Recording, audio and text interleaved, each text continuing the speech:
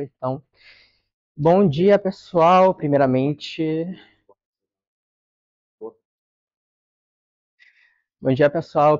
muito prazer estar aqui com todos vocês, tá?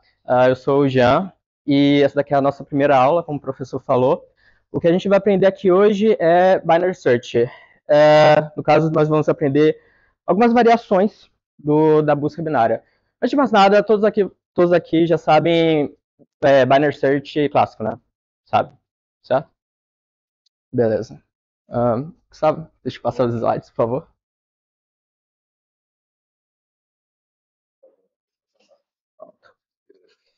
Então, começando com Lower Bound. O que é Lower Bound? Eu sempre gosto de iniciar os assuntos com uma situação problema. Então, dado um array ordenado de números inteiros, para facilitar a nossa vida, encontre o primeiro valor que seja maior ou igual a um valor-alvo. E aqui eu tenho um exemplo. Nós temos um array com 10, 20, 30, 40, 50, 60, 70 e 80. Obrigado. E a gente está procurando, o nosso valor-alvo é o 35, e a gente quer encontrar o primeiro valor aqui nesse array que seja maior ou igual a 35. Qual que seria a resposta aqui? Eu já estou dando um spoilerzinho, né? Vai ser o 40. Mas a gente não pode fazer isso aqui de forma linear, né? Seria muito custoso. Então, para resolver esse problema, a gente usa Lower Bound, tá? Lower Bound é um algoritmo que é o seguinte: se o array mid, ele for maior ou igual ao valor alvo, mova primeiro o ponteiro right para mid, caso contrário, mova o ponteiro left para mid mais 1, enquanto left for menor que right. Então aqui nós temos esses ponteiros, né? O vermelho está no elemento 80, o azul está no elemento 10, tá? E aí a gente vai particionar esse array aqui na metade. Divide aqui, nós temos 40. O 40, ele é maior ou igual a 35? Ele é maior, certo? Pronto. Então a gente vai mover o ponteiro right, o vermelhinho, para o 40. Então, deixa eu passar o slide aqui. Pronto. E a gente repete esse processo. Agora a gente pode esquecer esse carinha aqui, tá? Tudo isso aqui esquece. Temos aqui 10, 20, 30, 40. Parte na metade de novo, 20. 20 é maior ou igual a 35? Não, ele é menor. Então a gente vai mover o ponteiro da esquerda para... Oi? Não vai estar aparecendo aqui na câmera, mas dá para vocês enxergarem, né, o piloto. Tudo certo? Pronto, beleza. Então a gente move o ponteiro da esquerda para o 20 e pula uma casa. Então agora ele está no 30. E a gente repete esse processo novamente até que os ponteiros eles se encontrem e aí a gente tem o resultado 40, tá certo? No caso, o lower bound ele retorna para a gente o índice do elemento, tá? Ele não vai retornar o valor. Então, se a gente aplicar o lower bound, esse array buscando pelo valor 35, o que ele retornaria seria 3, que é o índice do elemento, beleza, galera? Até aí tudo certo? Dúvidas? Expliquei bem? Pode falar. Não tem dúvida boa. O array, esse é onde tem que estar em ordem crescente. Ele também pode estar em ordem decrescente, mas aí você tem que mudar, inverter a tua lógica. Aí funcionaria do mesmo jeito. Mais dúvidas? Sim, pode falar.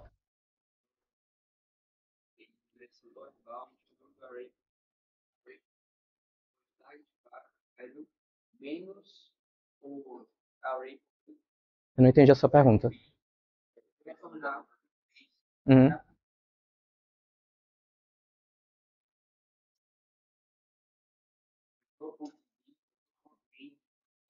Sim. Isso daqui é pseudocódigo. Não está em C++, pseudocódigo. Pronto, beleza. Então a gente já entendeu o lower bound, bora falar agora do upper bound. O upper bound, ele é praticamente a mesma coisa do lower bound, tá? Então, novamente uma situação problema. Dado uma reordenada de números inteiros, encontre o primeiro valor que seja estritamente maior que um valor alvo. Então a gente tem aqui o mesmo array, dessa vez o target value ele é diferente, ele é 40, tá? E qual que seria a resposta? Já estou dando de novo um spoilerzinho. Qual que seria a resposta aqui nesse caso? Seria 50, né? Porque nós temos aqui o 40, só que nós estamos procurando o valor que seja estritamente maior que o valor-alvo. Então, nesse caso, seria o 50. A lógica é a mesma, tá, pessoal? Então, a gente vai utilizar esse mesmo conceito de dividir para conquistar. Então, você particiona no meio, vê aqui 40, checa se 40 é maior que o alvo. Como ele não é maior, ele é igual, então você pula, você move o ponteiro da esquerda e você vai repetindo esse mesmo processo até que os ponteiros se encontrem, e aí você tem como resultado o 50. Beleza, pessoal? Então aqui, novamente, se a gente aplicar o upper bound, utilizando esse array e o target value, o que a gente tem é 4, que seria o índice do elemento no array. Ficou claro? Dúvidas? Oi? Aí o ponteiro vai ser o resultado, ele vai ser o tamanho do array, né? Seria o índice do final mais 1. Porque você está limitando superiormente. Show. Mais alguma dúvida, pessoal? Perguntas? Não? Olha lá. Nada? Ele perguntou se todos os elementos eles forem menores ou iguais ao valor-alvo. E aí, nesse caso, o ponteiro ele ia ser deslocado para o final do array, o que significa que o resultado ele vai ser o índice do último elemento mais 1. Beleza? Dúvidas? Claro? Ok. Então, se ninguém tem dúvida... Oi. Não entendi. É o primeiro elemento maior. Oi? Se todos... Sim. Exatamente. A propósito, não coloquei isso no slide, né? Bora fazer aqui um exemplo bem rápido. Não vai estar aparecendo na câmera, mas... deixa eu pegar aqui o outro vermelho.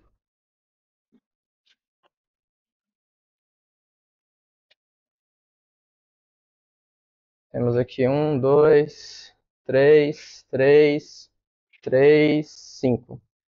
Tá? Um array com elemento 1, 2, 3, 3, 3 e 5. E a gente está buscando... Para fazer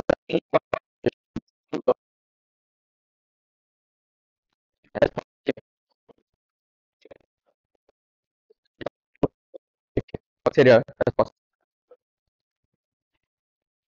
Não, seria o 3. Não, índice 2. Pronto, índice. Ok, pronto, bora trabalhar com índice. Upper bound, qual que seria? Oi? 5, correto? Pronto, exato.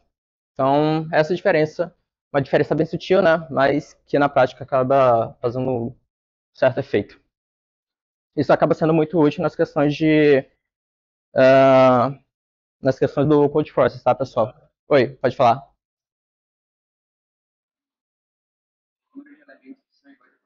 Oi?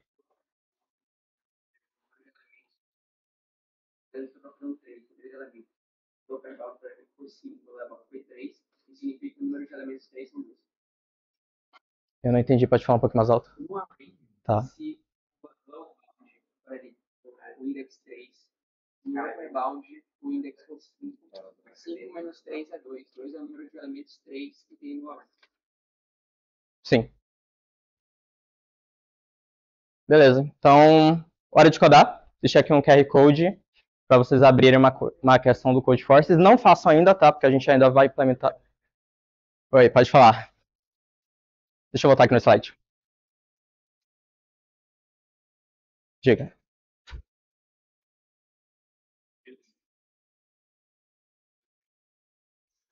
Oi?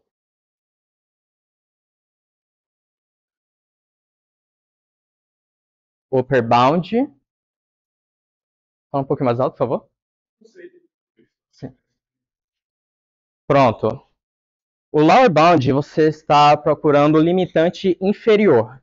Então, no lower bound, você está procurando o primeiro valor que seja maior ou igual ao seu valor alvo. Tá? Ele pode ser maior ou igual. No upper bound, você está procurando um valor que seja estritamente maior que o seu valor-alvo. Então, você está tá limitando superiormente. Tranquilo. Pode falar.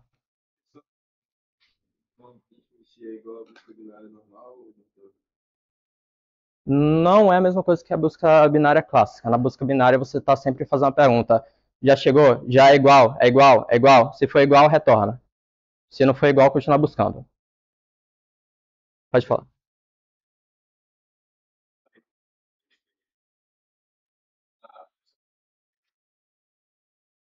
Isso. No upper bound e no lower bound, você está sempre perguntando se é maior, igual ou maior. Na busca binária clássica, você está o tempo todo perguntando se é igual. Fechou? Ficou claro? E a resposta... Deixa eu voltar aqui um slide. E a resposta aqui, ele seria o ponteiro da esquerda, tá, pessoal? Daqui a pouco a gente vai ver isso aqui melhor no algoritmo. Mas o conceito ficou claro para todo mundo? Sem dúvidas? Beleza. Então, acessem aí, por favor, esse QR Code. Também deixei o link para o Codeforces. É um problema bem simples, tá? Que a gente vai resolver depois. Mas não tente ainda, porque a gente ainda vai implementar os algoritmos. Belezinha?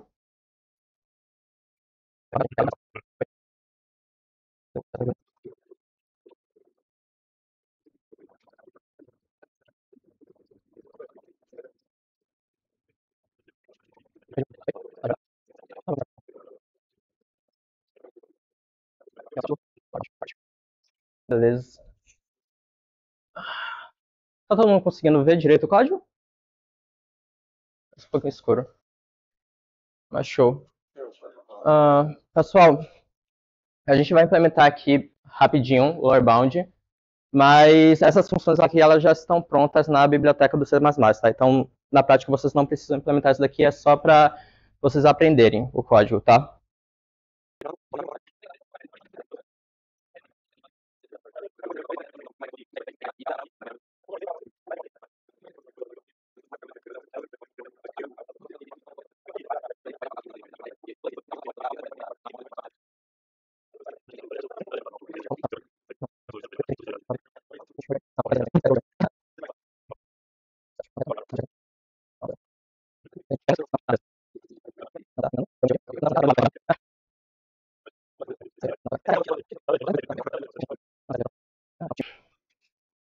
Tá, galera.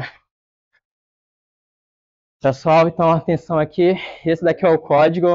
Os colegas ali estão respondendo algumas perguntas enquanto eu estava escrevendo isso. Mas, basicamente, você inicia aqui com dois ponteiros, são duas variáveis, tá? O start e o end. O end é o tamanho do array. E você verifica, enquanto o start ele for menor que end, você calcula o tamanho do mid, tá? Então, verifica aqui se o array mid, o elemento aqui no meio, ele é menor que o target. Se for, você move o start para o mid e pula uma casa. E se não for, você move o end para o mid e retorna o start, tá? Nesse exemplo aqui, eu estou procurando por 35, né, aplicando o lower bound, e aí ele retorna o índice 3, 0, 1, 2, 3, que é o elemento 40, tá? Deixa eu colocar aqui o código para vocês verem.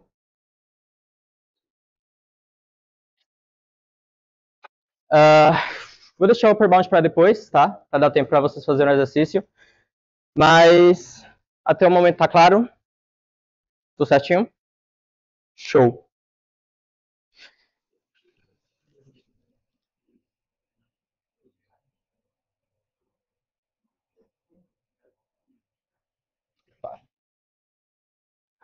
Só falando aqui rapidinho sobre complexidade, vocês sabem, todos aqui já sabem sobre as ordens de complexidade, né? Tem alguém aqui que não sabe? Todo mundo? Pronto, show. Então, isso daqui que eu estou mostrando é só para vocês se basearem quando vocês estiverem rodando os problemas no Codeforces, tá? Aqui nós temos o tamanho da entrada E para esses tamanhos, nós podemos criar soluções com essa ordem de complexidade aqui. E isso aqui a gente está falando para um problema que pode ser solucionado com um TL de 1 segundo, tá? Mas claro que pode variar dependendo da linguagem que você está usando. Claro, todos vocês aqui provavelmente vão usar C++, então não deve ter problema. A gente vai disponibilizar os slides, então não precisa anotar, tá? Vocês podem recuperar isso daqui depois. É só para vocês terem uma base do quão complexo estão as suas soluções para o problema que vocês estão resolvendo. Todos vocês abriram aqui aquele problema? Esse problema aqui? QR Code? Pronto. Pessoal, tá dando problema aqui nesse navegador, hein?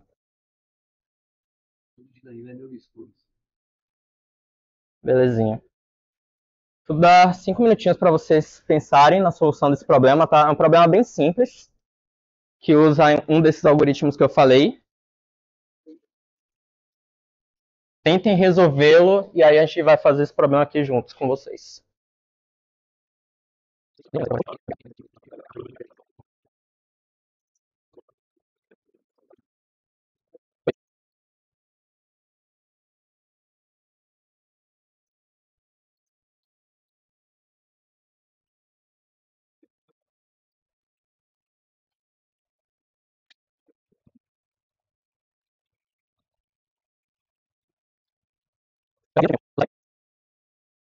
Tá.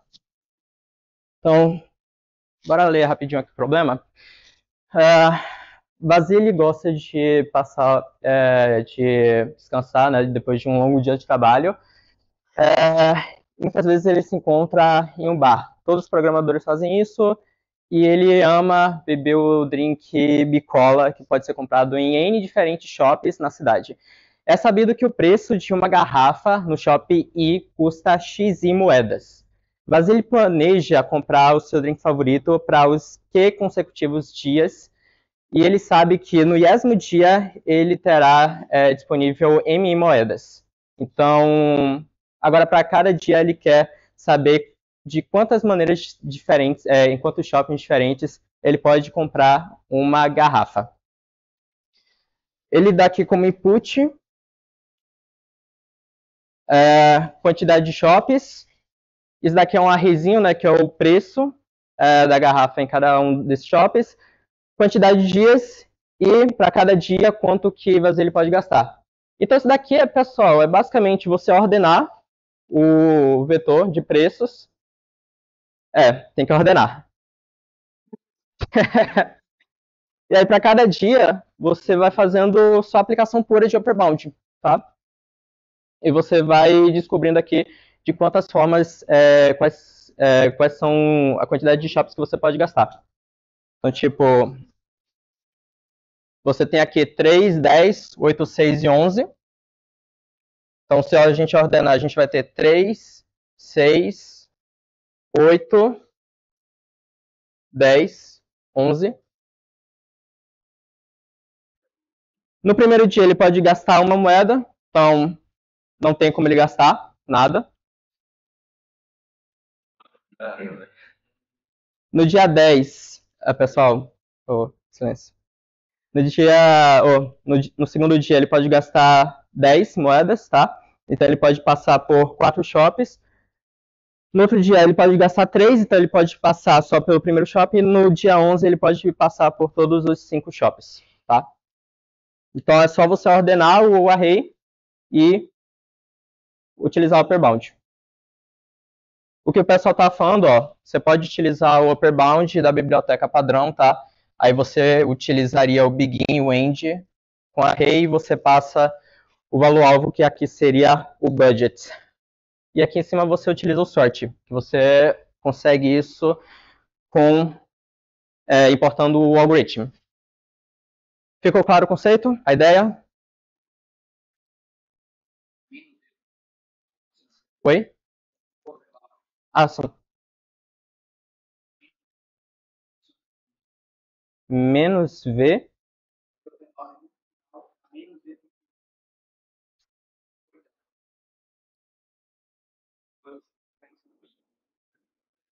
Aqui você está falando? Não, no target, no budget. Vê o que ele faz. que seria o V?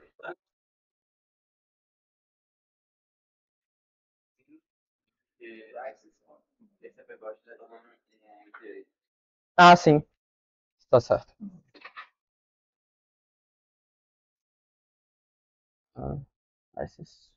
Begin. Pronto.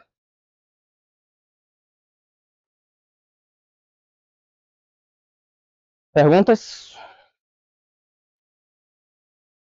Tudo certo até aqui, pessoal? Não, não é encadeado. Não é encadeado.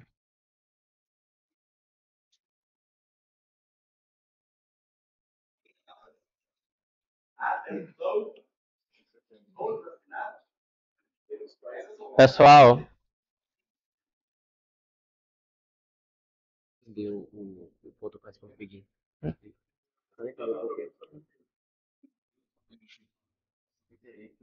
Ideal, que é o vetor. E ele vai tornar o inteiro o primeiro elemento para o final do vetor. Então você vai fazer o upper bound do vetor inteiro. E o upper bound vai tornar o iterator para o elemento achado. Ponteiro, né? Sim, ponteiro para o elemento achado. Quando você subtrai o elemento achado menos o início, você consegue achar a quantidade de elementos. Ah, tá. Entendi. Se fosse só o elemento que precisava. tá. Pessoal, alguém ficou com dúvida aqui na questão do begin do end? Eu tô vendo aqui que tem perguntas sobre isso.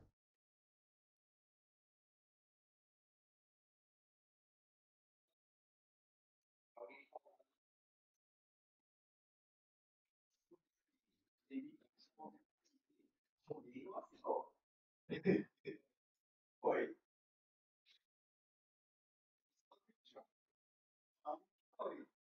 Depois vai reclamar com você, professor, que não tá no júri. Aí você vai descobrir quem é.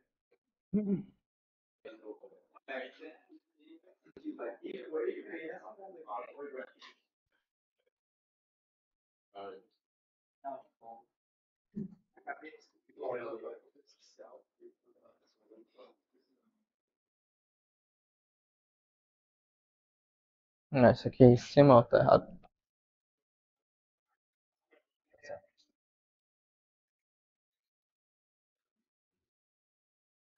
Pessoal, atenção. Alguém aqui tem alguma dúvida sobre a questão do begin, do end? Que a gente pode explicar aqui? Dúvidas que surgiram perguntas quanto a isso? Todo mundo aqui sabe o que são iterators? Não? Sim? Tudo certo? Entenderam aqui o conceito? A ideia do código? Pronto.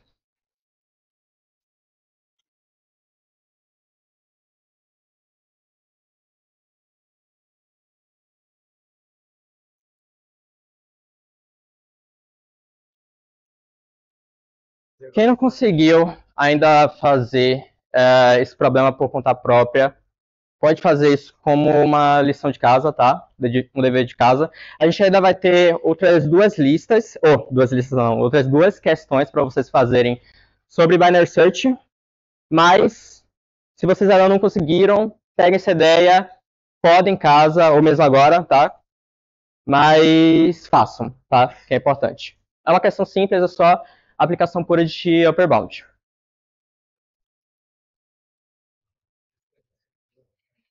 Começar aqui. Salve, galera, bom dia. Agora eu vou explicar uma técnica de uso da busca binária que provavelmente vocês ainda não ouviram falar, sabe? Porque vocês provavelmente já, em todo esse período no curso de computação, ou no intermediário, ou estou no avançado agora, vocês viram como aplicar a busca binária em uma estrutura de dados. Por exemplo, em um vetor, em um conjunto. Foi assim que vocês aprenderam a aplicar a busca binária e lower e upper bound. Agora eu vou ensinar uma técnica que é muito usada na programação competitiva, que é usar a busca binária na resposta. O que seria usar a busca binária na resposta? Primeiro eu queria dar uma analogia rápida. Imagina vocês voltando aí para o ensino médio ou para a escola e vocês não sabem resolver uma função em uma prova de múltipla escolha. O que vocês podem fazer? Vocês podem substituir cada das alternativas na função e ver qual que dá certo. É isso que a gente vai fazer. Só que como os espaços de resposta em programação competitiva ou qualquer tipo de problema podem ser muito grandes, eu vou explicar como a busca binária vai ser útil nesse caso. e só vão ser úteis em funções monótonas. E eu vou explicar o que é função monótona. Pode passar, por favor. Primeiro, às vezes a gente se depara com problemas de buscar o valor mínimo ou o valor máximo em qualquer tipo de questão. E o que é que impede de a gente testar todos os valores possíveis até achar o mínimo ou o máximo? Tempo. Mas primeiro eu vou dar uma analogia aqui com uma funçãozinha. N vezes N mais 1 sobre 2. Alguém sabe que função é essa? Lembra? É o somatório de 1 até N, a função, o truque de Gauss. É uma função legal, então eu vou explicar aqui como é que vai funcionar a nossa resolução. Se a gente sabe que S é igual a 17, qual o menor N inteiro que satisfaz essa função?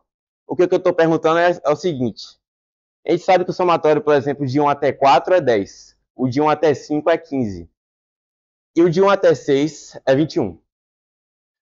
A gente quer saber qual é o menor valor de N possível que eu consigo essa soma aqui. A gente sabe que 5 não dá, então vai ter que ser 6.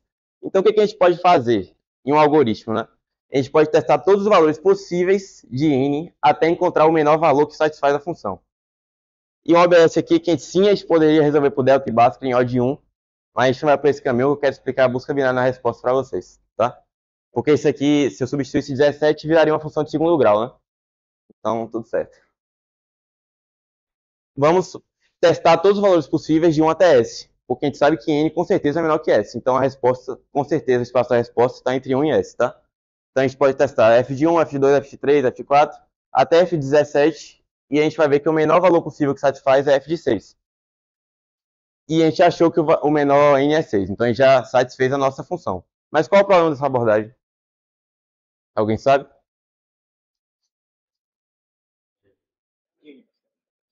É o de N. Passa aí, por favor. Isso aqui é um tempo muito lerdo para um problema que você pode resolver em O de 1. Né? Então, para valores de S maiores que 10 elevado a 8, esse algoritmo não presta. Não serve, nunca vai servir. Pode passar. Primeiro, o que é uma função monótona? E eu vou explicar por que ela serve, por que ela é necessária e obrigatória para fazer a busca binária. Função monótona é uma função entre dois conjuntos ordenados que preservam e investem a relação de ordem. Talvez vocês já ouviram falar disso em discreta, né? Que é simplesmente o seguinte, para todo f de x, se x cresce, ou y desce, ou y sobe. Não pode acontecer as duas coisas. Aqui é uma não decrescente, né? Você pode ver que quando x cresce, f de x só cresce, ou pode se manter igual, então ela é não decrescente, ela não é crescente. Não crescente, y só desce. E aqui é uma não monótona, porque a gente consegue ver que um período ela desce e depois ela começa a subir. Entenderam o que é uma função monótona? Tranquilo? Agora, peraí, não passa ainda não. Por que vocês acham que uma busca binária na resposta só serviria para uma função monótona? Não serviria para essa função aqui, por exemplo? De certa maneira, é ordenar. Isso. Como a busca binária em uma estrutura de dado, em um vetor, em um conjunto, só vai servir quando o conjunto é ordenado, a mesma coisa serve para um espaço de resposta, né? Como se fosse um vetor, isso aqui é como se fosse um vetorzão, e ele está ordenado e a busca binária só consegue achar, só consegue manter a corretude do algoritmo se a cada ponto que ele acha, ele divide no meio, ele tem a certeza que tudo para lá é maior ou tudo para lá é menor. Então, por exemplo, a busca binária falharia aqui miseravelmente se ele testasse esse ponto aqui. Ele ia supor que tudo para cá é maior. Mas na verdade tem um pontinho aqui que é menor, né? Então a busca binária não serviria. Pode passar. Primeiro, o que a gente quer com a busca binária na resposta? A gente quer garantir qual é o menor valor que satisfaz uma função entre todo o conjunto da resposta. Então a gente pode ter uma função booleana ok, que é retornar true ou false. E normalmente esse tipo de questão, você quer se preocupar com mínimos e máximos. Você quer buscar um valor mínimo na questão, você quer buscar um valor máximo. E a gente quer o menor mínimo, o valor mínimo de x, tal que o q de x seja verdadeiro. Eu tenho aqui. Pronto. Da mesma forma que a busca binária em um array só funciona se o array estiver ordenado, a busca binária sobre a resposta só funciona se a função resposta for monótona. Ou seja, sempre não decrescente ou sempre não crescente. Aqui é um exemplo aqui da função ok de x para todo x. Você vê que o menor valor true é quando x é igual a k. Então, por exemplo, isso aqui seria uma solução de uma resposta para ok de x em x. Nesse caso, k é o menor valor possível que satisfaz a função ok de x. Alguma dúvida até agora? Então, a função que você mostrou aqui é da cruzada.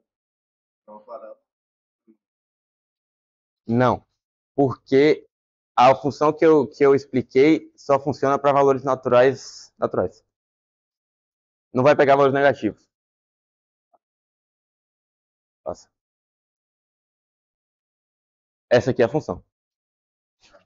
A gente está voltando para o exemplo aqui, n vezes n mais 1 sobre 2, o truque de Gauss, somatório de 1 até n. E a gente pode aplicar a busca binária na resposta porque claramente é crescente, né? Então vamos aplicar a busca binária nessa resposta aqui. Não. Primeiro, a gente define nossa função ok. Qual é a nossa função ok de n?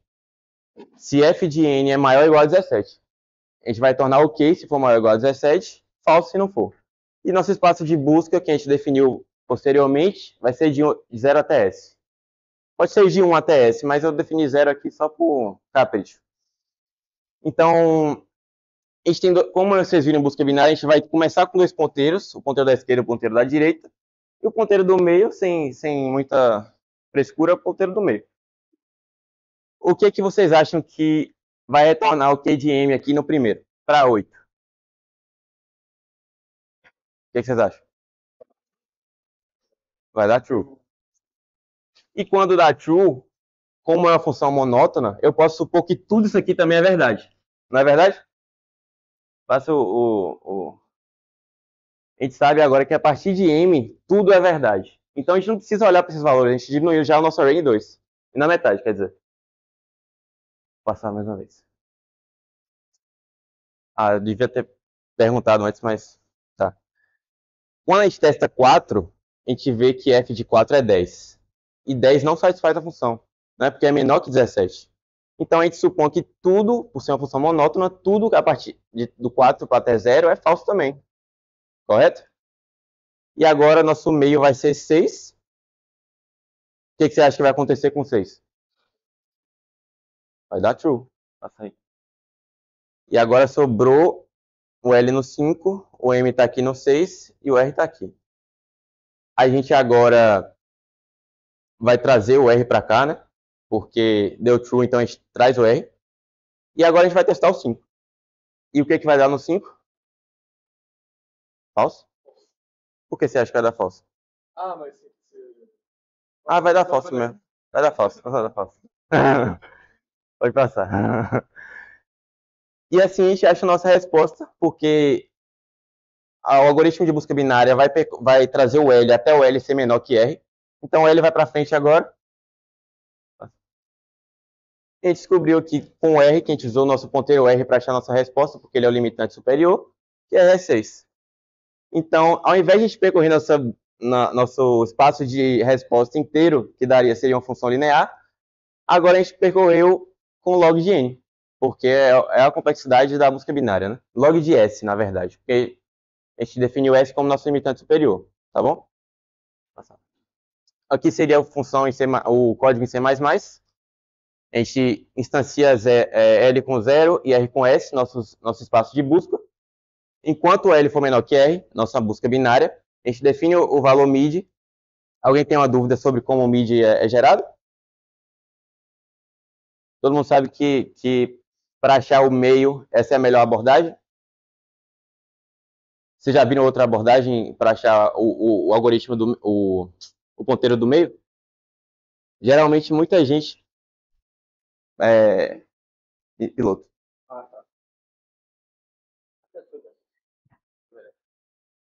Geralmente a gente é ensinado busca binária a achar o ponteiro do meio dessa forma. O ponteiro do meio é L mais R sobre 2. Agora tem um problema quando a gente fala de programação, inclusive isso aqui foi um bug no algoritmo de busca binária do Java por 9 anos e demoraram para achar esse bug. Porque quando a gente trata de um inteiro de 32 bits ou de 64 bits,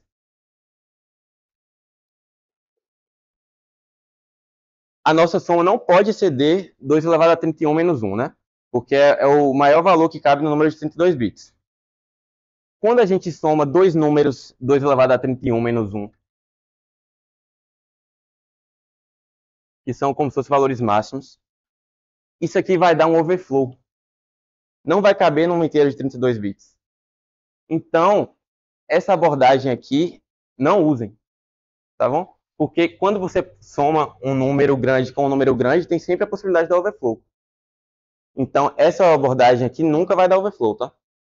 Como eu falei, foi um bug do Java que demoraram 9 anos para achar, lá no compilador do Java.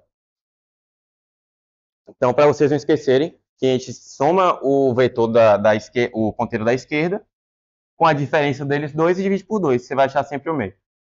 Beleza? Se ok, nossa função que a gente definiu, n vezes n mais 1 sobre 2 é maior ou igual a s. É uma função booleana. A gente traz o ponteiro o r para o meio, que a gente assume que tudo depois do r é verdadeiro. Mesma coisa para o L, porque vai dar falso, então a gente assume que tudo do L para trás é falso. No final a gente retorna R porque foi o que a gente definiu como resposta.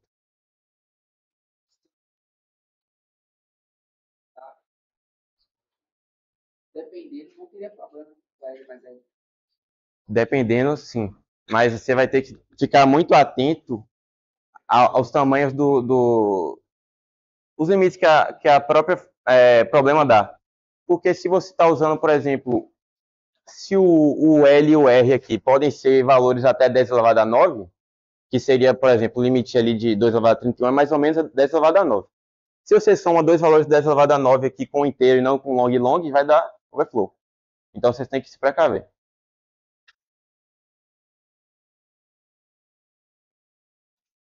Agora só um resumo do que a gente falou até agora.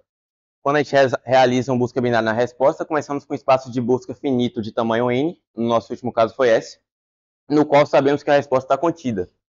Em cada iteração da busca binária, o espaço de busca é reduzido pela metade. Então o algoritmo é log de n. Isso é eficiente e muito melhor do que testar cada valor possível no espaço de busca. Vocês conseguiram compreender isso? Né? E também vocês conseguiram entender por que busca binária na resposta só funciona em função monótona. Também conseguiram entender? A complexidade. Como eu falei, é a log de m para a busca, mas você tem que estar sempre em mente que a função ok também tem uma complexidade. No nosso caso anterior, a função ok foi O de 1, porque era só uma resolução de uma equação boba, né? Mas então, geralmente, a complexidade de algoritmos que exigem busca binária na resposta é x vezes log de m, em que x é a complexidade da função ok e m é o tamanho do espaço da resposta. Entenderam? Log de m, eu defini m aqui. M é o tamanho do espaço da resposta, porque, por exemplo, a nossa resposta pode variar de 0 até 10 elevado a 18, por exemplo, um problema. Você vai dividir 10 elevado a 18 por 2 log de m vezes. Então, é a quantidade de iterações que meu algoritmo de busca binária vai fazer. Porque a busca binária, ela divide o espaço na metade a cada iteração, né? Então, por exemplo, estou aqui, divide e tal. Isso vai acontecer logo na base 2 de m. Então é isso. A complexidade logarítmica, ela funciona para qualquer número representado por um computador, tá? Por exemplo, 10 elevado a 18 é praticamente o maior número possível que você pode pôr no long de 64 bits. É mais ou menos, na verdade, esse aqui é o maior número possível e ele é mais ou menos 7 vezes 10 elevado a 18. E para vocês perceberem que a complexidade do log de n é tão pequena que esse número aqui dá mais ou menos 60. O log de m de 7 vezes 10 elevado a 18 é 60, mais ou menos. Então é quase uma constante. Então sempre que vocês verem a possibilidade de aplicar log de m, quase nunca vai dar um TLE. Tá bom? Passa aí. Os passos para resolver uma questão de busca binária resposta é definir o intervalo, definir a função ok, que é o passo mais difícil em alguns casos, pode ficar difícil em algumas questões, e implementar a busca binária no intervalo definido com o critério da função ok. E agora eu vou fazer uma questão com vocês aí do Codeforce. Rapidex. Tá.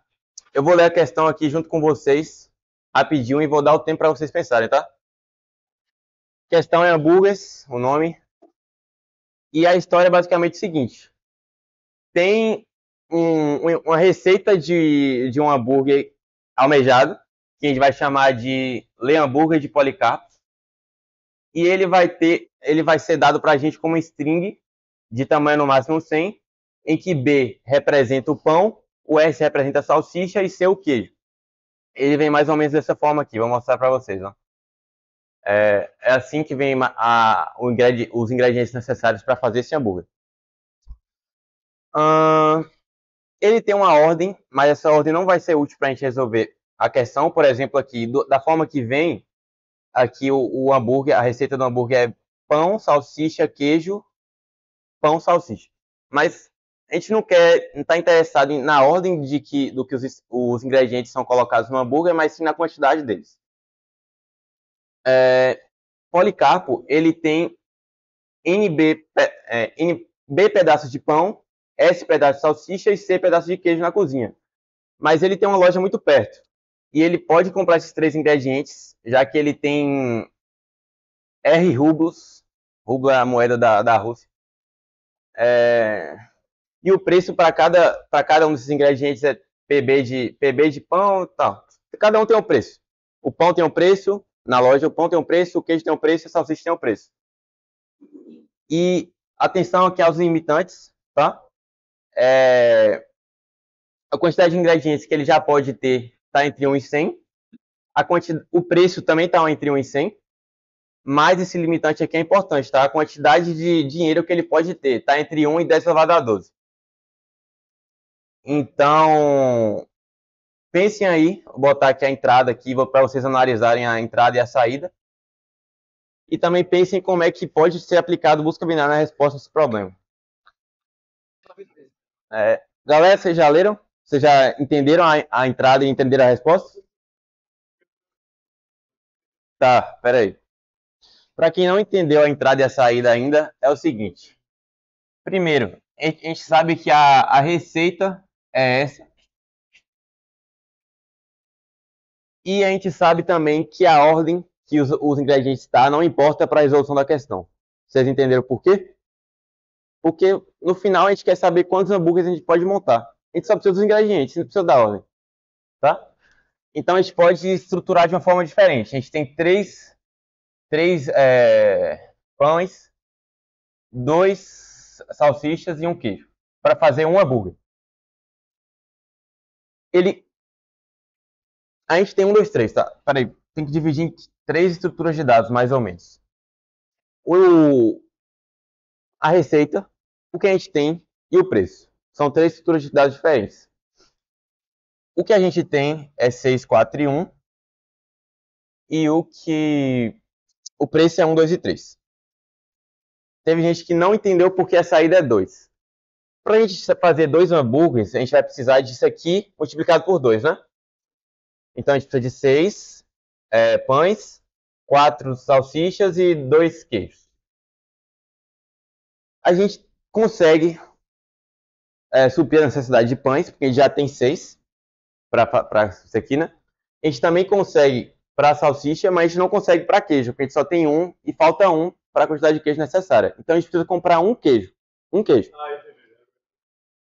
Como a gente tem 4 reais, rublos, como é R4, a gente vai precisar comprar um queijo e a gente vai ficar com 1.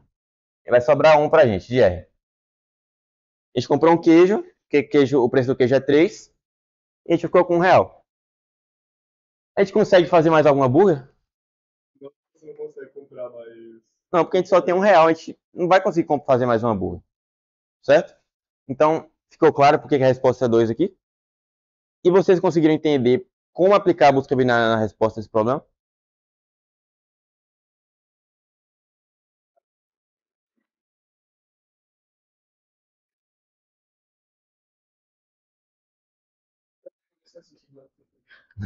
Tá, essa técnica é nova para vocês e eu entendo que não vai fazer sentido agora, mas depois vai fazer muito sentido. Tá? Na hora que eu implementar lá, vocês vão ver. Mas o jeito de implementar a busca binária na resposta aqui é simplesmente eu chutar todas as possíveis quantidades de pão, de hambúrguer que eu posso fazer. Por exemplo, em algum momento, eu vou testar que eu posso fazer 10 hambúrgueres. Minha função OK, ela vai estar ali para testar se eu posso fazer 10 hambúrgueres ou não posso. Eu posso fazer 10 hambúrgueres? Não posso. Então ele vai diminuir o espaço da resposta, testar 5. Não posso com 5. Não posso fazer 5, né? Até ele achar o 2 e ver que ele sabe que ele consegue fazer o 2. Entenderam?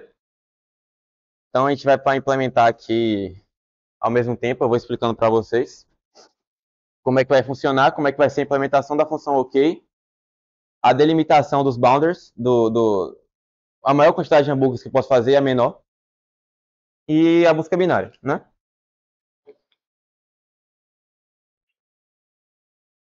No Jude não, mas no slide. Eu vou pôr no slide mesmo. Dessa questão, no caso. Ó, primeiro, galera, eu vou estar fazendo o código aqui junto com vocês, então tentem prestar atenção e eu vou ficar dando dicas aqui enquanto eu estou codando, tá?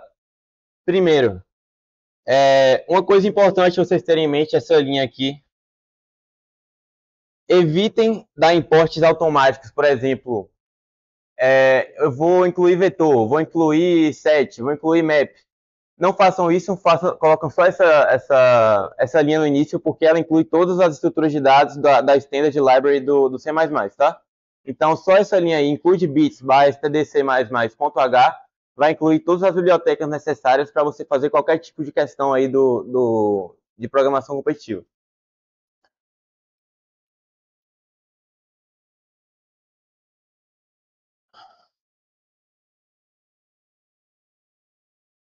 Primeiro eu vou processar a entrada aqui. A gente recebe um string, calma aí, que é a receita.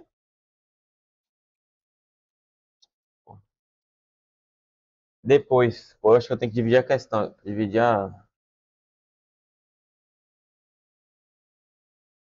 Onde é que tá o... Não tô achando.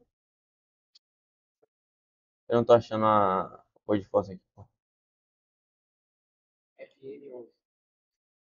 Tá. Tá de boa pra ver aí, né? A gente vai receber agora 3 valores que a gente já tem, ou que a gente já tem.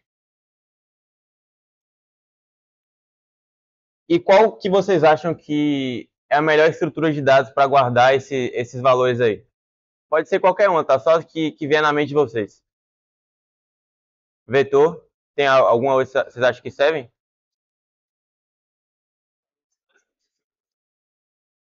Também. Mas assim, eu vou utilizar vetor pessoalmente porque vai ser mais fácil e vai evitar eu fazer linha por linha, por exemplo, manipular hambúrguer, depois manipular salsicha, depois manipular queijo. Eu vou fazer só um for de 0 até 2 e vou conseguir fazer qualquer operação que eu puder. Mas poderia ser um map, por exemplo, onde eu mapeio um caractere B para a quantidade que eu tenho. Ou poderia ser um vetor de struct também, porque como eu tenho 3 valores fixos, RG, RB, BSC, poderia ser um struct com 3 atributos ali. Mas eu vou, particularmente, vou fazer com vetor. Eu acho que vocês vão conseguir acompanhar de boa aí. Eu vou definir o primeiro vetor como mine, que são os vetores os ingredientes que eu já tenho.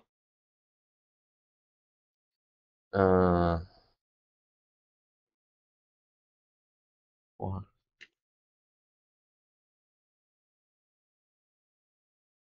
Agora tem outra entrada, que é para definir os preços. Então eu vou criar outro vetor de 3 posições price.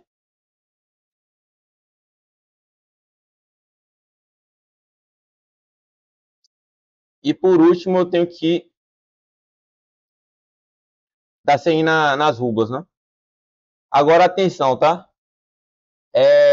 O R, ele varia de 1 até 10 elevado a 12. Isso não cabe no inteiro de 32 bits. Isso aí, o maior possível inteiro de 32 bits, ele é algo em torno de 2 vezes 10 elevado a 9. Então a gente precisa usar um long.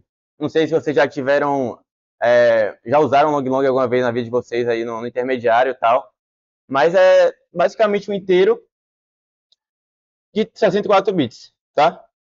E eu vou fazer um macro aqui, eu não sei se vocês já usaram macro, mas para ao invés de escrever long long toda vez que eu for declarar um tipo long long, eu vou fazer só LL, tá bom? Então eu vou declarar R aqui, que é do tipo long long. E pronto, a gente já processou nessa entrada. Agora outra coisa importante, nossa receita... Hã? Que não long int. É mais convenção mesmo long long. Eu nunca me questionei nesse quesito, mas tem vários tipos de dados de 64 bits. Tem i64, por exemplo, no C++. Mas a gente usa long long. É porque depende muito bem do computador e da máquina rodando. É verdade. Geralmente, você usa long long para garantir que você vai... Porque geralmente usa long long, você usa 64. Long int pode não utilizar, dependendo do que você esteja rodando. É a inteira da máquina.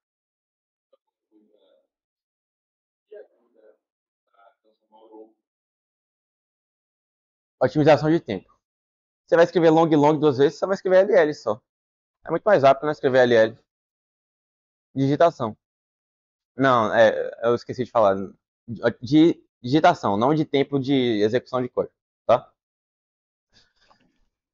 Outra coisa aqui também importante. A nossa receita, ela ainda está definida como uma string. E é muito ruim percorrer uma string toda vez para você checar a quantidade de elementos de cada ingrediente que a gente tem, né? Então a gente também pode fazer um vetor de 3 posições, percorrendo a string e colocando no índice 0 a quantidade de pão, e no índice 2 a quantidade de salsicha, e no índice 3 a quantidade de queijo. Então vamos processar essa string primeiro.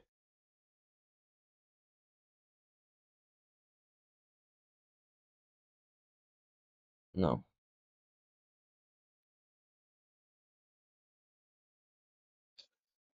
Se o valor da string que eu estou olhando é B, eu vou colocar ele na... Vou definir aqui o vetor, que vai ser receita.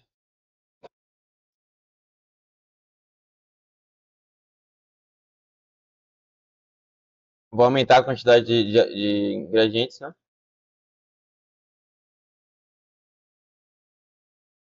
OS.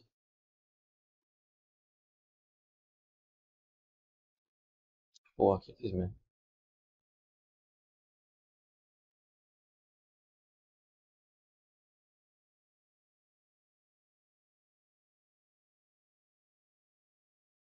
Pronto. Alguma dúvida até aqui? Sim. Para não ser zero, a gente pode definir aqui como segundo argumento. Por exemplo, eu poderia iniciar com 3 valores menos 1. Mas quando a gente não coloca o segundo argumento, é zero. Tá, agora a gente vai fazer nossa busca binária. A nossa busca binária vai tornar um valor long long, porque a gente vai buscar, vou definir um intervalo ainda, mas a gente vai buscar ali entre a quantidade de rublas necessárias para comprar. Também os ponteiros tem que ser long long. E qual que vocês acham que é o limitante superior aqui na nossa busca binária na resposta?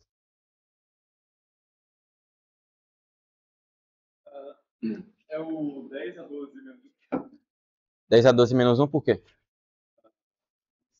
acho que é o valor da equação limitante. Tá, você tem que pensar no caso mais extremo. Qual seria o caso mais extremo aqui? Às vezes definir o limitante superior não é fácil, então eu quero que vocês prestem atenção nisso. O nosso caso mais extremo seria a maior quantidade de hambúrgueres que a gente consegue fazer. Qual seria a maior quantidade de hambúrgueres que a gente consegue fazer? Primeiramente, se a quantidade de ingredientes é muito pouca, eu consigo fazer muito mais hambúrguer. Então, se nosso hambúrguer for do tipo assim, BSC, um ingrediente de cada, a gente vai conseguir fazer muito mais hambúrguer, certo? Tá, a string tem tamanho 3. Se a gente já tem todos os ingredientes necessários, o máximo de ingrediente possível, que é 100, 100 para cada. E se cada um custa 1, o preço mais barato possível, e eu tenho o valor máximo de rublos, 10 elevado a 12, né?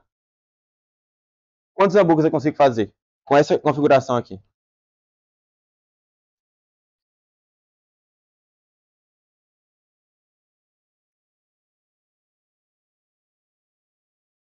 Ó, eu vou conseguir comprar, vou distribuir aqui igualmente esse 10 elevado a 12 entre os três ingredientes, vai ficar mais ou menos 3 vezes 10 elevado a 11 para cada. E a gente já tem 100. Então a gente vai limitar superiormente o 10 elevado a 12, porque a gente sabe que não vai passar de 10 elevado a 12 mais 100, porque a gente já tem 100 hambúrgueres. Então, nosso limitante superior pode ser esse aqui, 10 elevado a 12 mais 100. Alguém ficou em dúvida?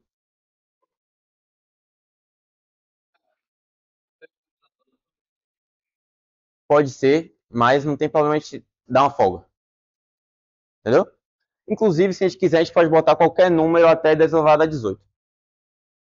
Não vai aumentar a complexidade, tá? Porque, como eu falei, é logaritmo. Vai aumentar, assim, sei lá, uma iteração, duas iterações, três iterações.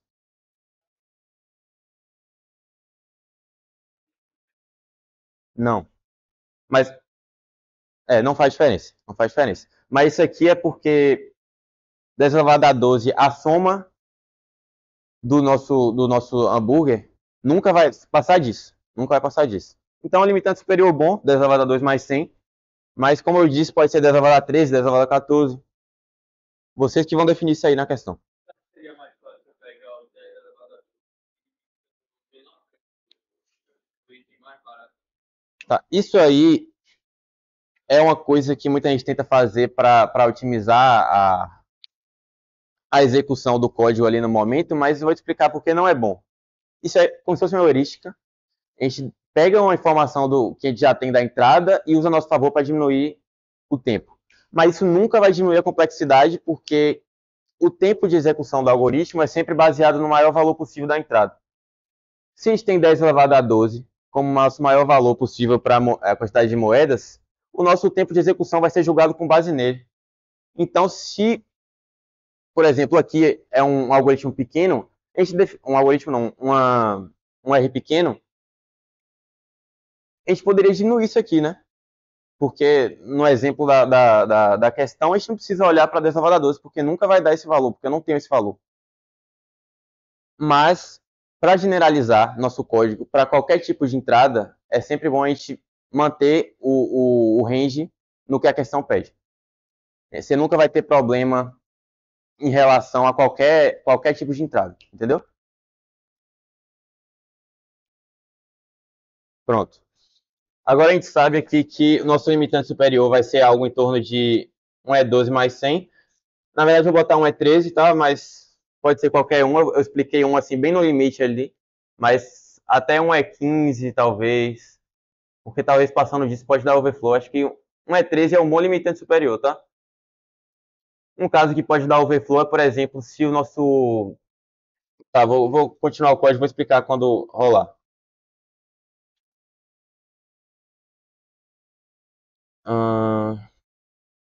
Tá, o mid também é log long. Como eu expliquei para vocês, é assim que a gente faz. If, ok, mid. Tá, isso aqui eu vou fazer ainda. A gente vai implementar nossa função ok para checar agora. É uma função booleana. Só vai retornar true ou false, né? E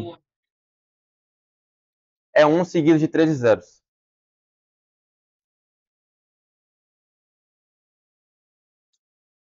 Botar aqui burgers. A quantidade de burgers que a gente consegue, porque o nosso ponteiro para o meio, como a gente está aplicando busca binária na resposta na quantidade de hambúrgueres, a nossa entrada dessa função ok sempre é a quantidade de hambúrgueres, né, que a gente está testando. E esse E comercial aqui, para quem não sabe, é passagem por referência de parâmetro. Eu não sei se todo mundo já chegou a entender o que é passagem por referência, passagem por valor, mas toda vez que você chamar uma função e criar um parâmetro, um novo espaço de um parâmetro por valor vai ser alocado na memória um novo valor para essa variável burgers. E quando a gente coloca esse é comercial aqui no C++, a gente está passando por referência, a gente está instanciando para o ponteiro, realmente para o espaço de memória físico que a variável burgers, que é o mid, está chamando, está. Então, se a gente, por exemplo, alterar a variável burgers aqui dentro da função, a variável mid também vai ser alterada. Entenderam? E sempre é bom colocar esse E comercial para funções que são chamadas recorrentemente, porque você evita de ficar criando toda hora uma variável e, em alguns casos, né, isso pode dar time limit. Porque você está criando variável o tempo todo, isso aí é custoso para o computador. Isso só não é bom quando o tamanho da variável é menor do que o tamanho do ponteiro da variável? Pode ser um bom questionamento. Se você estiver trabalhando num ambiente onde o ponteiro é menor, vale a pena. Pode ser. Nesse caso, a gente Não, ponteiro não. Isso aí não vai mudar não, porque o ponteiro ele é uma constante, ele não vai se alterar. Se você vai toda hora criar um valor diferente. Quando você não passa por referência, toda hora uma variável burgers vai ser criada. Então você vai estar criando vários ponteiros diferentes o tempo todo. E quando você passa por referência, vai ser sempre um ponteiro só.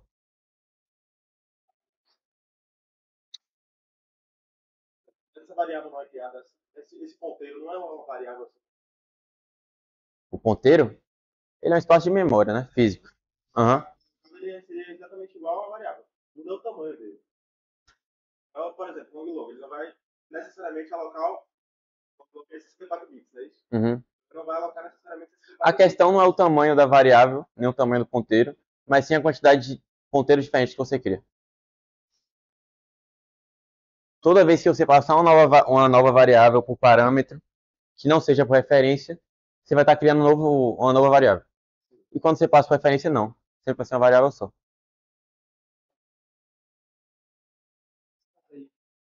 Seria para globalmente? Poderia. Você sempre pode, mas às vezes não é bom. Quando, por exemplo, questões do Code Force ou questão do CPC vão te pedir múltiplos testes. Aí você vai ter que resetar o tempo todo a variável global e tal. Tá. Como eu vou botar globalmente esses vetores aqui para ficar evitando passar por parâmetro, como o colega aí falou agora, é bom utilizar globalmente, porque eu vou acessar esse valor desses vetores aí o tempo todo na função OK. E, enfim, como vocês imaginam que eu posso checar se a quantidade de hambúrgueres que me foi passada por parâmetro, eu posso ter essa quantidade? Qual é a lógica que vocês imaginam que pode dar certo aí? Eu vou receber por parâmetro aqui o burgers, que é um valor chutado, né? Um valor que a busca binária vai me dar de hipótese e eu vou testar se eu consigo fazer ela ou não. Qual é a lógica aí que vocês acham que daria certo para testar? Se eu consigo fazer essa quantidade de hambúrgueres ou não? Minha função OK vai receber uma quantidade de hambúrgueres como parâmetro e vai testar se eu consigo fazer essa quantidade de hambúrgueres. Certo? Qual que é uma lógica boa aí para definir? Se eu consigo fazer. Quantidade de hambúrgueres divide pela receita. Quantidade de hambúrgueres que eu tenho? Como assim? Totais para fazer o hambúrguer, você fala? Então tá, a gente vai ter uma quantidade de ingredientes totais, mas aí você está esquecendo do que a gente pode comprar, né? Esses hambúrgueres aí que você está passando, eles são feitos para fazer, o ponteiro tem. É o valor chutado, uma hipótese que a busca binária está testando. Você já calcula antes o preço por um hambúrguer, e aí você pega esse valor aí, multiplica o preço pelo hambúrguer e verifica se ele é menor do que o dinheiro que você tem. Exato. Vai funcionar. Mas é o dinheiro que você tem, ou você passa ou você declara global. nossa hipótese não, a nossa verificação se a gente consegue fazer esse hambúrguer é se a gente, simplesmente se a gente tem dinheiro suficiente para fazer ele, tá? Exatamente o que você falou. A cada ingrediente, o preço baseado no preço dele. Price é a a nossa vetor que guarda os preços. O que a gente tem, quanto que vai gastar por cada ingrediente? Então, isso, dá para você. É o que eu vou fazer, tá? No código. Mas a gente vai guardar uma variável com o preço para realizar, para fazer essa quantidade de hambúrgueres. E no final a gente vai ver se esse preço é menor que R. Simplesmente isso. Primeiro, a gente vai ter que criar o nosso vetor de ingredientes. E o vetor de ingredientes, ele é a receita, inicialmente, mas a gente vai multiplicar ele pela quantidade de hambúrgueres, cada elemento dele, né? Então,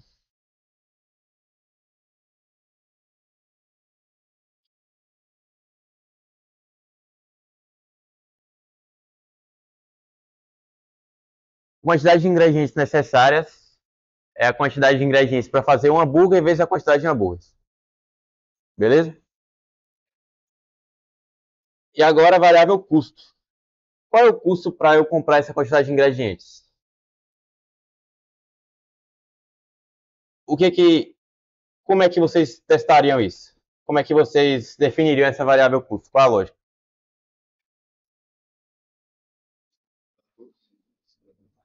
O custo para todos os ingredientes.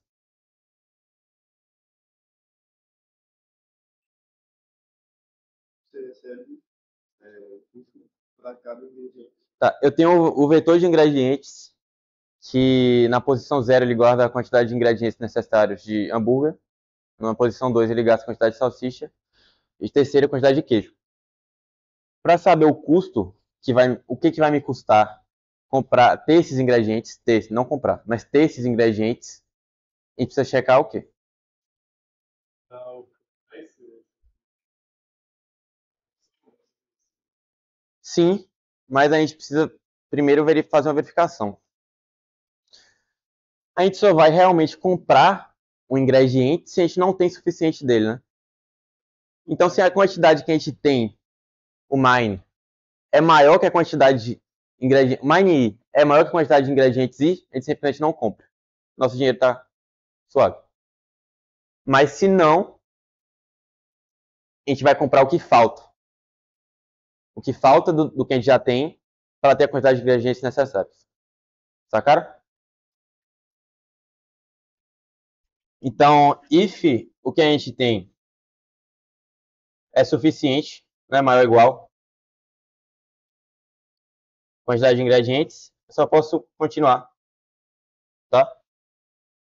Mas se não, eu vou dizer que o custo vai aumentar na quantidade de ingredientes necessárias, menos o que eu já tenho,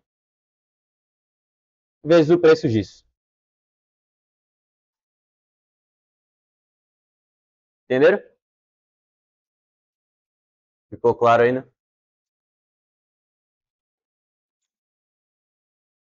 E no final de tudo, a única coisa que eu quero saber é se a quantidade, se o custo necessário para eu ter esses ingredientes é menor ou igual a R. Eu não defini R globalmente, mas vou definir aqui.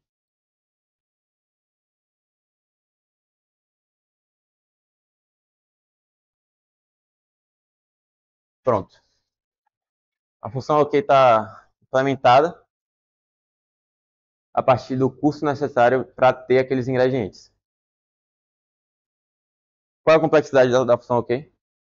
Só para ver se vocês estão ligados.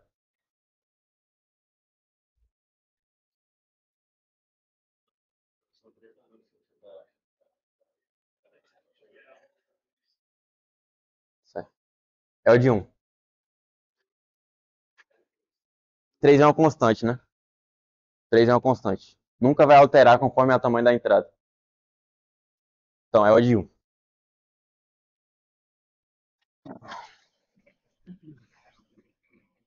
Tá de boa.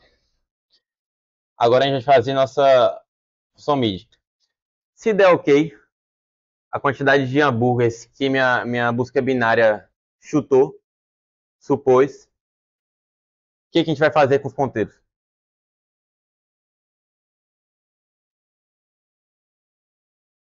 A gente quer achar o valor máximo, né? Se a gente joga o direito para a esquerda, a gente está supondo que esse é o maior até então, mas a gente não olhou para todos da direita. Então o que a gente vai fazer? L igual a mid, mais 1. Se não, contrário. Aí nesse caso aqui tem que ser L menor ou igual a R. Porque em algum momento L pode ser igual a R menos 1 e eu nunca vou olhar para L e R. L quando for igual a R. Então tem que ser L igual a R. E no final vai retornar L menos 1, tá? L menos 1 porque toda vez que eu faço minha busca binária, meu ponteiro de L, quando assume que tudo à esquerda é true, ele passa para o último verdadeiro mais 1. Porque mid é o último verdadeiro que a gente está olhando, né? A gente passa a olhar para o último verdadeiro mais 1. Então, o último verdadeiro sempre é o ponteiro L menos o último, certo? Isso, valeu.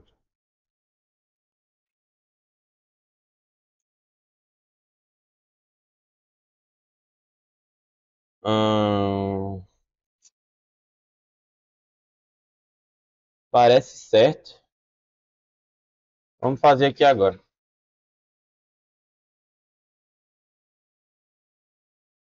Deixa eu ver.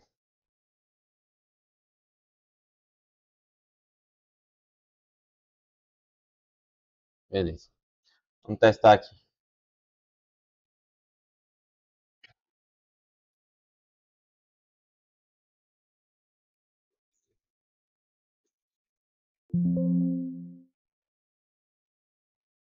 Não decorei N. Aqui é 3. Botei N.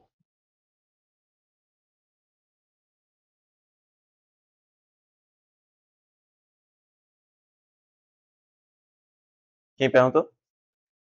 Sim, busca binária não está recebendo nada porque eu não passei nenhum parâmetro para ela. Como eu defini tudo globalmente, tá, mas eu acho que eu vou passar um parâmetro para ela assim. Pera aí. Vou botar R como parâmetro para ela, para não ficar sem parâmetro nenhum. Bem,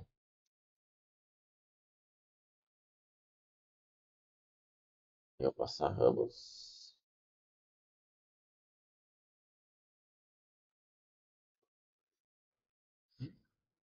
Então, minha busca binária na resposta, ela tá para todo valor de R, todo valor de...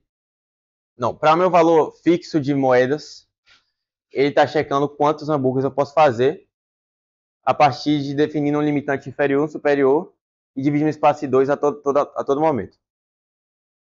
Eu passei o Hubbles aqui como um parâmetro para não ficar como global, só para Binary Search fazer sentido como uma função monótona.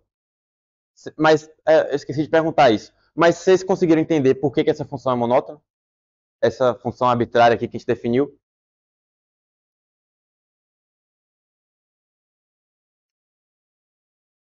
Tá. É, vai ter algum caso que a gente aumentando a quantidade de dinheiro vai diminuir a quantidade de hambúrgueres? Sempre quando a gente aumenta a nossa quantidade de dinheiro, ou mantém a quantidade de hambúrgueres que está, ou aumenta. Então é uma função monótona, né?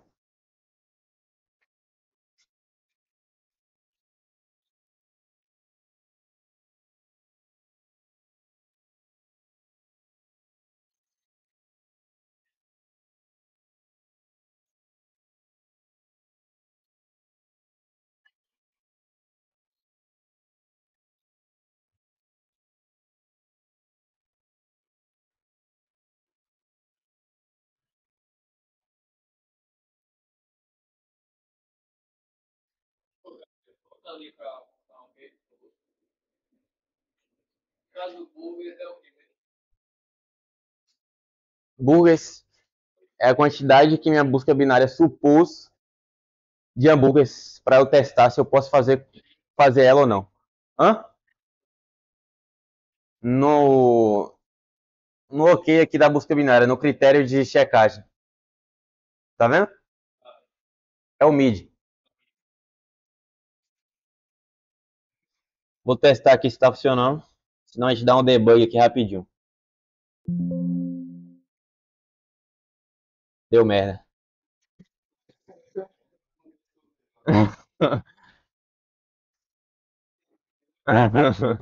Oxe, isso aí acontece o tempo todo, relaxa.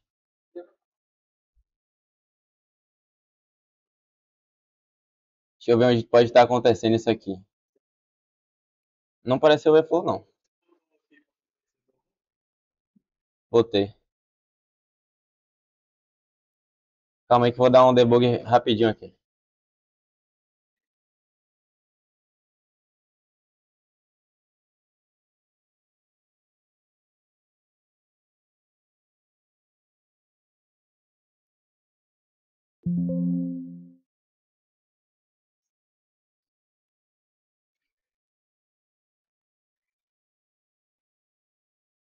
Tá, ele... Em algum momento isso aqui deu errado, velho.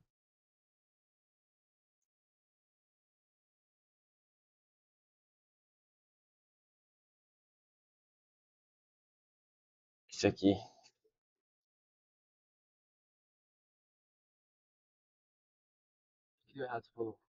Isso aqui, ele deu que deu true, tá vendo? Nesse momento aqui.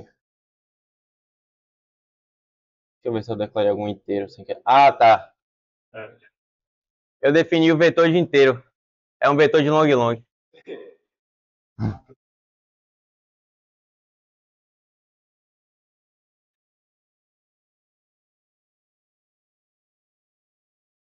Eu acho que é isso, né? Pode ser que não seja, a gente acha aí.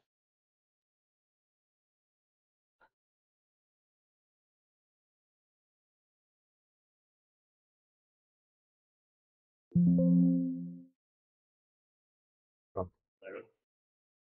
Testar as outras aqui para ver se tá tudo ok.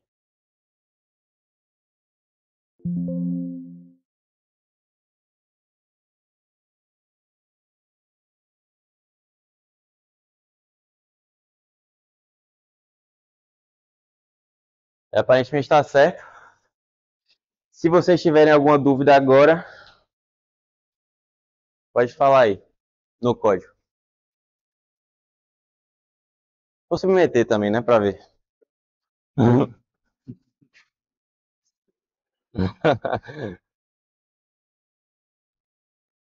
Eu acho que tá sem conta aqui, né?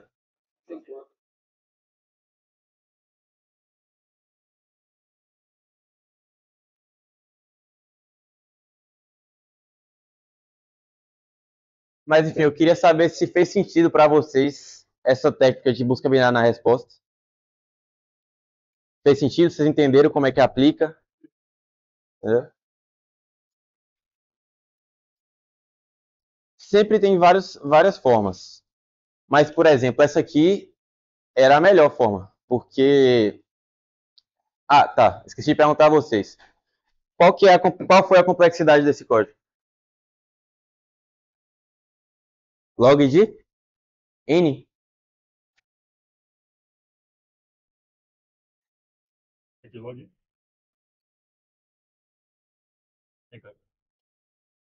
Log de N? N é o tamanho Deixa eu ver.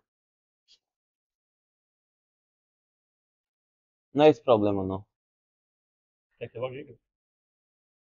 Tá, N é o tamanho da string, né?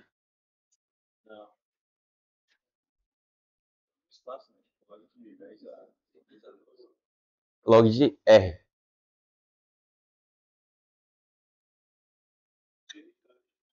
Hã? Mas é porque R aí é tanto write quanto rubles. Tô falando log de rubles, que é a quantidade de moedas. Então, a complexidade desse código foi log de R, em que R é a quantidade de moedas. Só que o OK é odd 1, como eu falei. Então ele não vai interferir na complexidade do código. Mas foi um exemplo com OK odd 1. Mas a maioria das vezes você não vai achar OK odd 1, tá? Inclusive a questão que eu coloquei para vocês no Jude não vai ser odd 1. A complexidade do OK. E geralmente questões de busca binária na resposta são n log n, porque o fator de OK geralmente é odd n. Tá?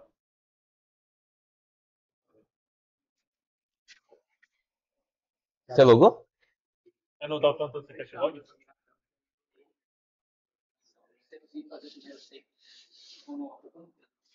Ah, bom. Tá. Cache log. Eu vou fazer no quadro aqui o primeiro sample. Eu acho que está muito ruim esse piloto, mas mesmo assim. Tem um apagador aí?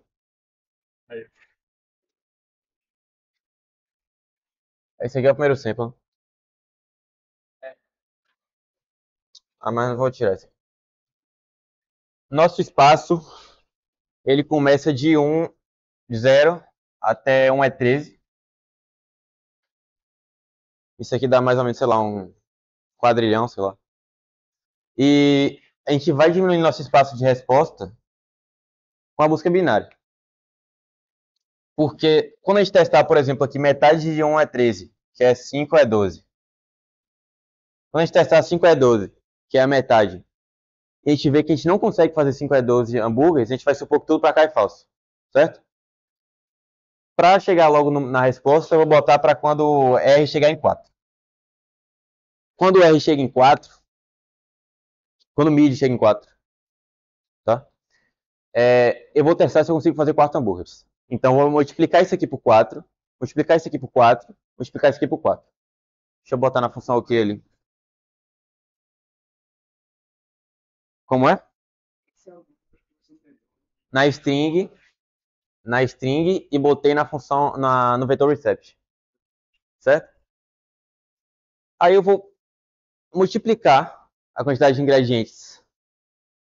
Multiplicar a quantidade da receita pela quantidade de hambúrgueres, que é 4, que eu testei 4. E vai me dar, deixa eu ver, 12, 8 e 4. Essa é a quantidade de ingredientes necessários para fazer 4 hambúrgueres. Aí a gente vai fazer o custo. O que eu tenho, primeiro... o que eu tenho... Isso aqui vai ser ingredientes, tá? Mine, que eu tenho.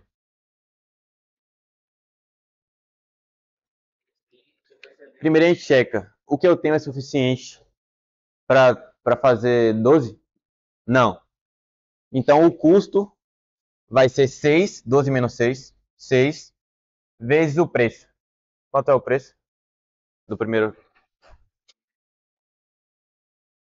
O preço é 1. Então nossa variável custo já está 6. Já foi incrementada em 6. Aqui, a gente não tem suficiente. Então vai ser mais 4 vezes 2, 8, né? Custo é 2, tá? E aqui 3 mais 3 vezes 3. Isso aqui vai dar 6 mais 8 mais 9, 15, 23, né? 23? E a gente vai comparar se 23 é menor que 4. Menor ou igual a 4. E no final vai ser maior, vai me retornar falso, e eu vou diminuir de novo o meu espaço de busca para o R para mid menos 1, que vai ser 3. Isso sucessivamente até chegar no 2, e o 2 eu vou ver que é verdadeiro. E é o maior verdadeiro possível. Tá? Então é isso, eu vou botar esse código aqui no slide aqui, como eu falei.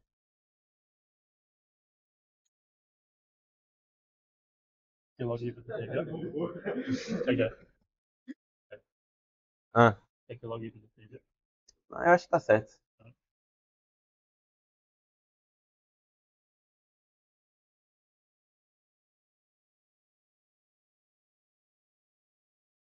Pronto. É isso, se você não tiverem dúvidas agora. Já vai entrar no tempo de vocês fazerem as questões do júri. Dúvidas? sobre as questões do JUD. Na aba dúvidas do Discord do Grupo Pro. Lá eu vou tentar responder vocês sobre as questões do JUD, mais especificamente sobre a minha questão, que é acho que é a B do JUD. Mas no Discord todo mundo responde a dúvida de todo mundo, então se você colocar lá é provável que outra pessoa tente resolver sua dúvida também. E algumas questões extras, principalmente do Codeforce. O Codeforce é o melhor site, tá, tanto para competir quanto para treinar, porque o estilo de questão dele é muito parecido com o estilo de questão da ICPC, que é a maratona que a gente foca, né? E lá você pode... Tem os contests, que são as GIVs, que é como se fosse uma simulação de um campeonato de CPC, só que individual. E você vai conseguindo aumentar seu rating e tal, e é bem legal o Codeforce. Eu recomendo vocês olharem essas questões aqui, porque eu acho que 2 é muito pouco para você aprender, tá? É suficiente para você passar no curso, para quem está aqui só por certificado aí, pode fazer. Mas para aprender, praticar, tá? Valeu, é isso. Aí, o JUD, vocês abrem o JUD aí, pode começar a fazer as questões aí.